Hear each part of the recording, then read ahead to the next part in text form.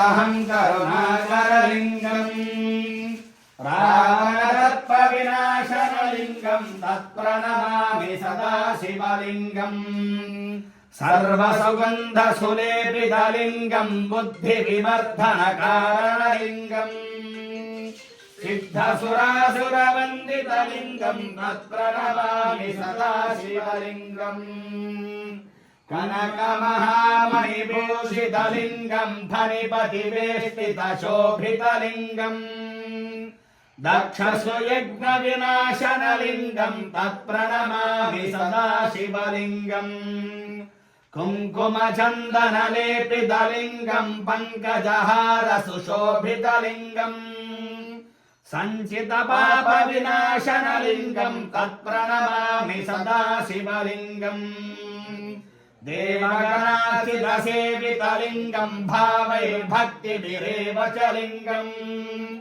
दिनकरकोटिप्रभाकरलिङ्गं तत्प्रणमामि सदा शिवलिङ्गम् अष्टदलोपरिवेष्टितलिङ्गं सर्वसमुद्भवकारणलिङ्गम् अष्टदरिद्रविनाशनलिङ्गं तत्प्रणमामि सदा शिवलिङ्गम् सुरगुरुसुरवरपूजितलिङ्गं सुरवरपुष्पसदाचितलिङ्गम् परापरं परमात्मकलिङ्गं तत्प्रणमामि सदा शिवलिङ्गम् तत्प्रणमामि सदा शिवलिङ्गम् लिङ्गाष्टकमिदं पुण्यं यः पठेत् शिवसन्निधौ शिवलोकमवाप्नोति शिवेन सह मोदते।